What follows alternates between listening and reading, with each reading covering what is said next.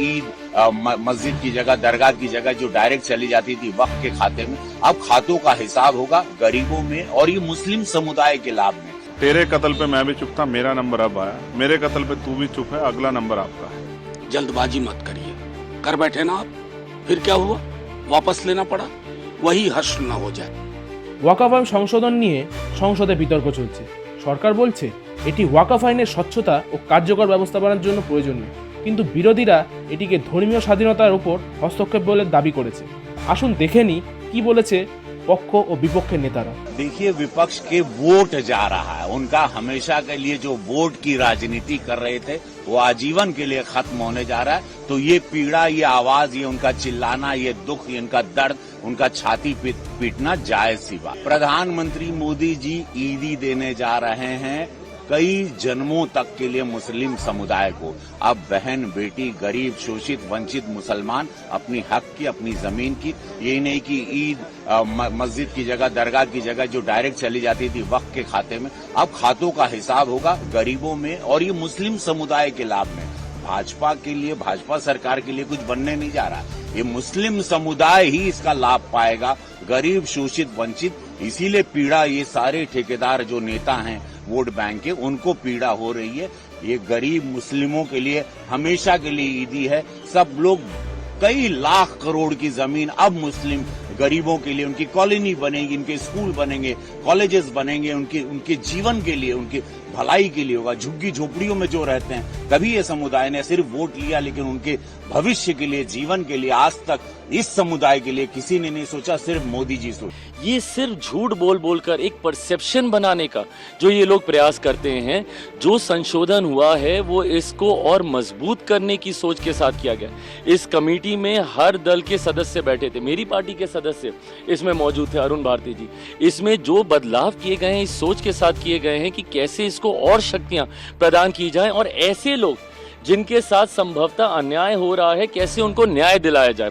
आज अगर इससे किसी को तकलीफ है या होनी चाहिए, ये वही लोग हैं जो इसमें भ्रष्टाचार करते हैं, ये वही लोग हैं जो गरीब मुसलमानों से उनका हक छीनते हैं या उनको हक नहीं देते, या जो महिला मुसलमानों को आगे आने से रोकते हैं। उन लोगों को जरूर इन संशोधनों से तकलीफ होगी। आज की तारीख में जो सकारात्मक संशोधन किए गए, भाई शुरू में हम लोगों को भी इश्यूज थे, कमेटी में हम लोगों ने भी अपनी बातों को रखा, पार्टी की तरफ से सुझाव दिए गए, पार्टी की तरफ से जहां पे जरूरी बदलावों की जरूरत महसूस हुई उसको हम लोगों ने किया। विटनेसेस के तौर पे कितने ऐसे मुस्लिम संगठन हैं जिनको हम लोगों ने खुद बुलाया, वहां पे उनकी बातों को रखा और जितनी जायज बातें हैं उनको हम लोगों ने स्वीकारने तक का काम किया। पर दिक्कत यह है कि विपक्ष जो भ्रम फैलाने का प्रयास करता है, वो चाहते ही नहीं कि गरीब मुसलमान, जिसमें पसमंदा हो, अंसारी हो या महिला मुसलमान हो, जो लोग आगे आना चाहते हैं उनको ये लोग आगे आने से रोकते हैं। इससे पहले भी सीए के वक्त क्या हुआ था, यही भ्रम फैलाया गया था ना, देश भर में एक आगजनी का माहौल खड़ा कर दिया था। ये पुरानी संसद में मैंने खुद लोकसभा में खड़े होकर मैंने कहा था कि समय बताएगा आने वाले समय में कि भैया कौन से मुसलमान की नागरिकता छीन ली गई। एक नागरिकता देने वाले कानून को नागरिकता छीनने वाला कानून बताकर इन्होंने देश भर में आगजनी का माहौल बना के रखा। विपक्ष ने मुसलमानों के बीच इन्होंने भ्रम फैलाने का काम किया। आज फिर से वही चीजें कर रहे हैं। ये बात ये लोग समझ लें भैया, लोक जनशक्ति पार्टी में अपनी बात मैं कर रहा हूँ और मैं व्यक्तिगत तौर पे भी अपनी बात करूं, मैं रामविलास पासवान का बेटा हूं। उन्होंने अपनी पार्टी को खत्म कर दिया 2005 में कि एक मुसलमान मुख्यमंत्री बने। उस वक्त क्यों नहीं विपक्ष का कोई सामने आया? आज राजद के नेताओं को इतनी चिंता हो रही है, कांग्रेस के नेताओं को इतनी चिंता हो रही है, क्यों नहीं उस वक्त 2005 में बिहार में इन्होंने पहला मुस्लिम मुख्यमंत्री दे दिया? मेरे नेता ने अपनी पार्टी को खत्म कर दिया। जिसके पिता ने अपनी पार्टी को खत्म कर दिया, मुसलमानों के लिए उस पे तो उंगली उठाई जाती है, उससे नाराजगी भी जताई जाती है।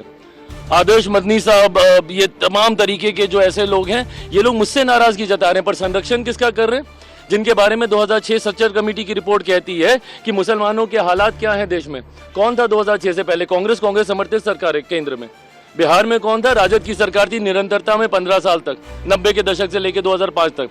तो मुसलमानों के हालात खराब किए तो किसने किए? इन लोगों ने किए कि हम लोगों ने किए? और आज आप हमसे सवाल उठा रहे हैं, हमसे नाराजगी। जो विपक्ष आपको भ्रमित कर रहा है, जो आगजनी का माहौल बना रहा है, सीएए को लेकर देश भर को इन्होंने जलाने का काम किया। किसकी नागरिकता छीन ली गई? आज वही भ्रम फैला रहे हैं। क्यों? क्योंकि लोग चाहते नहीं है कि जो कमजोर मुसलमान है, जो गरीब मुसलमान है या महिला मुसलमान है, उनको आप आगे आने दें।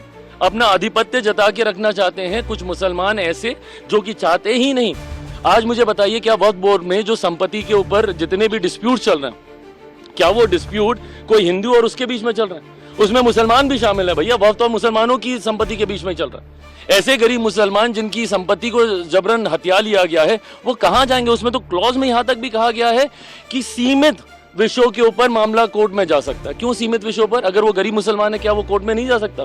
क्या वो अपने हक की लड़ाई नहीं लड़ सकता? तो ये लोग सिर्फ बंटवारे की राजनीति करके भ्रमित करने का कार्य कर रहे हैं।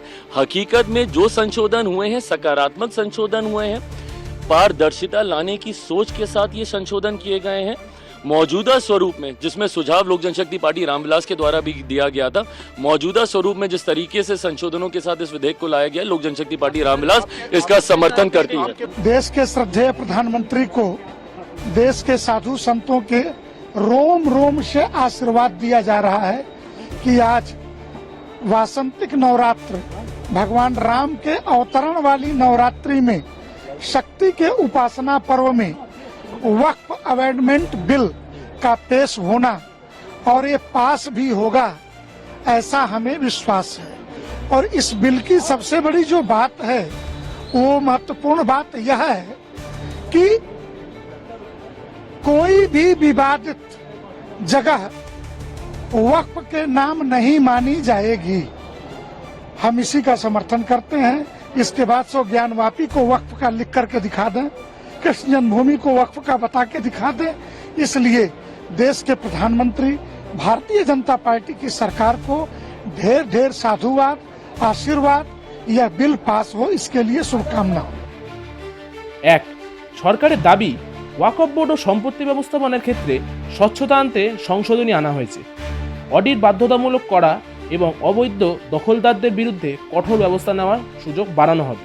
2, প্রস্তাবিত আইনের আওতায় ওয়াকফ জমির উন্নয়ন করে শিক্ষা প্রতিষ্ঠান, হাসপাতাল ও অন্যান্য জনহিতকতার প্রকল্প তৈরি করা সম্ভব হবে। মুসলিম সম্প্রদায়ের জন্য এটি ইতিবাচক পরিবর্তন আনবে। 3, সরকার বলেছে বহু ওয়াকফ সম্পত্তি অবৈধভাবে দখল হয়ে আছে।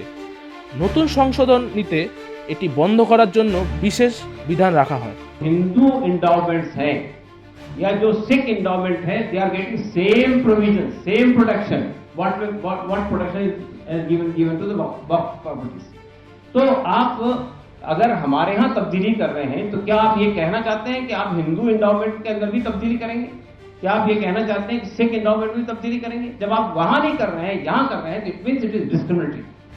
तीसरी बात ये कि ये लिमिटेशन का जो कानून है, लिमिटेशन का कानून ये कि किसी प्रॉपर्टी पे कहीं आपने 12 साल तक कब्जा किसी ने कर रखा है, तो वो प्रॉपर्टी को अगर आपने चैलेंज नहीं किया, तो वो प्रॉपर्टी जिसने कब्जा किया उसकी हो जाएगी। ये एग्जेम्पशन सिर्फ वक्फ बोर्ड को नहीं हासिल है, वक्फ प्रॉपर्टी को हासिल नहीं है, ये हिंदू इंडोमेंट को भी हासिल है, ये सिख इंडोमेंट को भी हासिल है, ये गवर्नमेंट प्रॉपर्टीज को भी हासिल है और बहुत सारी और प्रॉपर्टीज को हासिल है। लेकिन आप वक्फ से ये एक्सेप्शन छीन रहे हैं। तो हम ये कहना चाहते हैं कि पार्लियामेंट में जो तमाशा बीजेपी आज कर रही है पेश करके, ये हमारे साथ, हमारे हकूक के साथ, मुसलमानों के हकूक के साथ खिलवाड़ है। ये कम्युनली मोटिवेटेड है, एक कम्युनिटी को मार्जिनलाइज करने की कोशिश है, एक कम्युनिटी से उसकी इबादत गाहें, मस्जिदें, ईदगाहें, कब्रिस्तान, वक्फ के और इदारे ये छीनने की कोशिश है और हम इसको बर्दाश्त नहीं करेंगे। हम ये आह्वान करते हैं आपके सामने कि अगर ये बिल मंजूर हुआ, खुदा न खास्ता, हमारा ख्याल है कि हो सकता है कि good sense will prevail and the allies, at least allies will not cooperate with BJP's communal agenda if they want to secure their secular position. तो लेकिन अगर इसके बावजूद भी, in spite of all our objections, if this bill is pass in the parliament, then we make it clear that we will not sit idle. हम जो है देशव्यापी अभियान छेड़ेंगे पूरे देश में। देश में यानी जितने हमारे को लीगल प्रोविजंस हासिल हैं, जितने कॉन्स्टिट्यूशनल प्रोविजंस हासिल हैं, जितने संवैधानिक अधिकार हमको हासिल है, जितने डेमोक्रेटिक अधिकार हमको हासिल है, उसको सामने रखते हुए पूरे देश में देशव्यापी ये पीसफुल एजुकेशन चलाएंगे जब तक के ये अमेंडमेंट्स वापस नहीं ले जाते। तो हम समझते हैं कि आज पार्लियामेंट में हम ये फिर से एक बार अपील करते हैं आपके माध्यम से, तमाम मेंबरान पार्लियामेंट से, तमाम पॉलिटिकल पार्टी से, उन सब लोगों से जो सेकुलर पार्टी होने का दावा करती है कि वो इस कंट्रोवर्शियल, कम्युनली मोटिवेटेड, डिस्क्रिमिनेटरी और to marginalized Muslim community, they will not support this bill.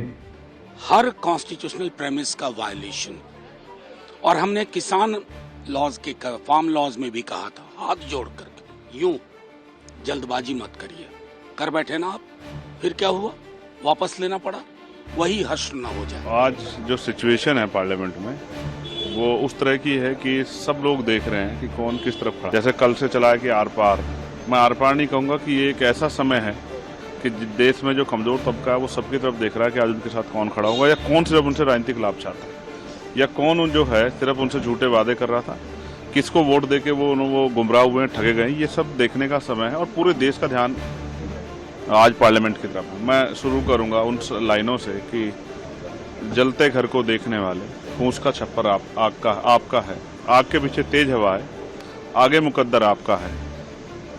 तेरे कत्ल पे मैं भी चुप था, मेरा नंबर अब आया, मेरे कत्ल पे तू भी चुप है, अगला नंबर आपका है। मैं स्पष्ट कर रहा हूँ, ये पूरा अमेंडमेंट जो है ये आर्टिकल 13, 14, 25, 26, आर्टिकल 50, आर्टिकल 300 का उल्लंघन है।